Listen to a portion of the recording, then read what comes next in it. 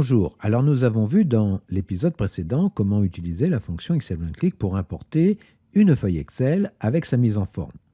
Donc vous avez vu, comme pour toutes les autres importations, c'est très simple, il suffit de renseigner quelques variables publiques avant de faire appel à la fonction. Et toutes les fonctions d'importation et d'exportation Excel OneClick sont basées sur le même principe. Dans ce nouvel épisode, nous allons voir comment importer une base de données issue d'un fichier fermé, cette fois-ci de type XLSX. Apprendre à automatiser un reporting, c'est une formation de plusieurs heures, une succession de procédures, et c'est pour cette raison, afin de conserver la pédagogie de microlearning, j'ai volontairement scindé cette formation en plusieurs épisodes. Alors il vous sera ainsi plus facile de revenir sur chaque étape de ce traitement de données automatisé. Dans chaque épisode de cette formation, vous trouverez dans la description le support de formation que vous pourrez télécharger, et puis le lien vers là où les vidéos précédentes.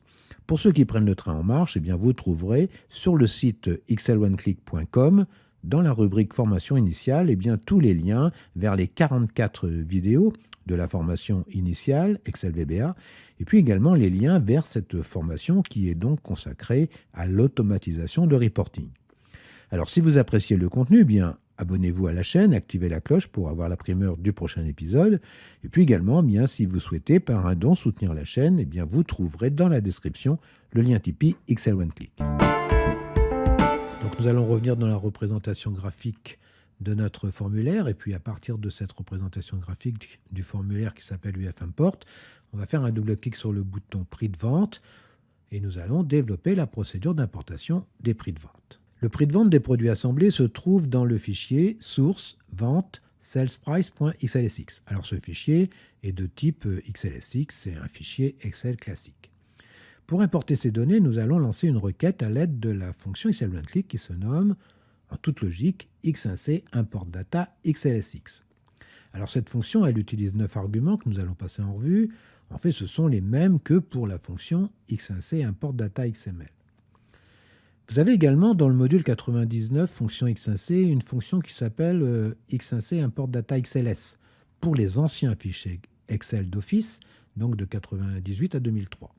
Vous avez aussi dans ce module MD99 fonction x1c une fonction qui s'appelle import data txt qui permet d'importer des données à partir d'un fichier texte et les données sont importées une à partir d'un fichier fermé. Mais aussi une autre fonction qui s'appelle x1c import data txt query qui fait une importation avec une requête comme pour un fichier CSV. Les données sont importées en bloc, ce qui est extrêmement rapide. Et pour ces deux fonctions, vous aurez à définir le séparateur de texte et le séparateur décimal. Bon, revenons à notre fonction x1c import data XLSX qui nous concerne. Donc, passons en revue nos arguments. L'argument 1, P, parent pass, l'argument 2, FF, string, le fichier source, l'argument 3, WSF, la feuille source, l'argument 4, WST, la feuille de destination, l'argument 5, R as long, la ligne de destination, l'argument 6, C as long, la colonne de destination, l'argument 7, optionnel, le répertoire du parent pass, mfold, l'argument 8, sfold, optionnel, le sous-répertoire du parent pass, et l'argument 9, create table, optionnel, un argument booléen, va permettre de créer une table list object. Donc, private sub cmd import sales data, clic. Alors, commençons par déclarer une variable objet worksheet qui va nous permettre de scruter les feuilles de notre classeur, donc div.ws as worksheet. Nous allons utiliser nos variables publiques pour renseigner les arguments de notre fonction. Donc, pass égale thisworkbook.pass, filefrom égale sales price. Alors, on n'est pas obligé de mettre l'extension .xlsx, mais on peut la mettre si l'on le souhaite. Ensuite, sheetFrom égale data, sheet2 égale sales price, myFolder égale source et mySubfolder égale vente. Avant d'importer les données, il va falloir regarder si la feuille des prix de vente des produits finis est présente dans la feuille du classeur et éventuellement la supprimer pour la remplacer. Donc, for each WS in worksheet, application.displayAlert égale false, if ws.name égale sheet2, then ws.delete et application.displayAlert égale true et next ws. Nous allons maintenant lancer la fonction x1c import data XLSX. Donc x1c import data XLSX passe file from, sheet from, sheet2, 4, la ligne de destination, 1, la colonne de destination, my folder, my subfolder et true pour créer une table list object. Afin de visualiser le fait que les données soient bien importées, nous allons changer la couleur de fond du bouton d'importation. Donc on va faire mi.cmd import cells data.backcolor égale et commercial hc0ffc0. Et nous allons maintenant pouvoir lancer notre fonction pour voir si nous pouvons rendre visible le bouton de consolidation. Donc on va faire if check for consolidation égale true, then mi.cmdconsolidation.visible égale true. Et puis on va revenir sur la feuille menu avec wsmenu.select.